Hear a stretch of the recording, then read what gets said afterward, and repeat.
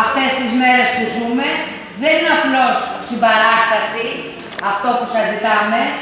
Είναι όλοι μαζί, όχι για τίποτα άλλο, για την αξιοπρέπειά μας. Πρέπει όλοι αυτή τη στιγμή να βγείτε έξω μαζί μας μέχρι τις 10 η ώρα, 11, που είναι αυτός ο αποκλεισμός που μπορεί να είναι συμβολικός, αλλά έχει πολύ μεγάλη σημασία, γιατί είναι η αρχή κινητοποιήσεων. Θα υπάρχουν και άλλα μέτρα παίρνουν αυτοί, μέτρα αγώνα θα παίρνουμε κι εμείς. Νομίζω λοιπόν ότι ο καθένας, ακούγοντας και διαβάζοντας τη συνείδησή του, η θέση του δεν είναι εδώ, είναι έξω. Γιατί είναι τροφίμα, παιδιά να νοικοκυμάνε μέσα στα σχολεία, άστεγοι να πεθαίνουν έξω από τα νεοπλαστικά και το κέντρο, το ιστορικό της Αθήνας, και εμείς να συνεχίζουμε να κάνουμε αυτό που κάνουμε κάθε μέρα και που θέλουν αυτοί να κάνουμε. Πρέπει να το αλλάξουμε αυτό.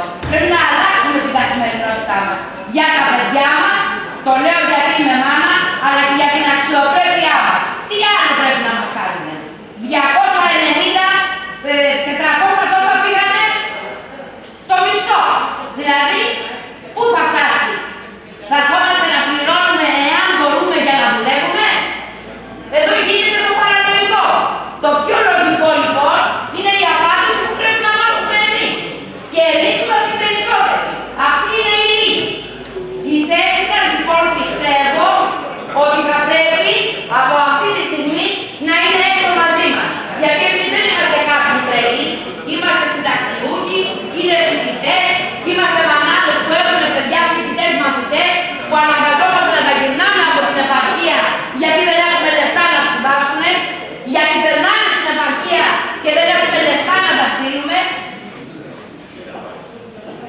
Εδώ, μαζί μας, όλοι μαζί, σαν αρχή. Τώρα, όλοι έξω μαζί μας. Ακούστε τη συνείδησή σας. Πολεμήστε για την αξιοπρέπειά σας. Σε έκπληξη συμπαράσταση να κάνω και μια ανακοίνωση που έχει να κάνει με όλα αυτά που λέγαμε μόλις τώρα.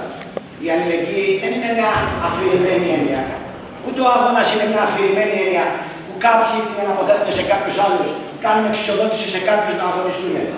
Εμείς πρέπει να αγωνιστούμε. Εμείς οι ίδιοι πρέπει να βγούμε έξω. Στην περιοχή μας υπάρχει ένα εργοστάσιο δίπλα ακριβώς στα όρια των Δήμων μας, Εκάλαρο Αθήνας. 3 έξω ηλεκτροδοτική λέγεται τυπογραφείο είναι, που εδώ και 6 μήνες οι άνθρωποι είναι απλήρωτοι. Έχουν προχωρήσει σε επίσκεψη εργασίας. Αύριο στις 7 το απόγευμα διοργανώνουμε εκδήλωση και γιορτή αλληλεγγύης στο Γιάννη Ρίτσος. Γιορτή αλληλεγγύης σε αυτούς τους εργαζόμενους, που όπως και πολλοί άλλοι και στην λειτουργία και σε μέσα μαζικής εξαπάτησης κλπ.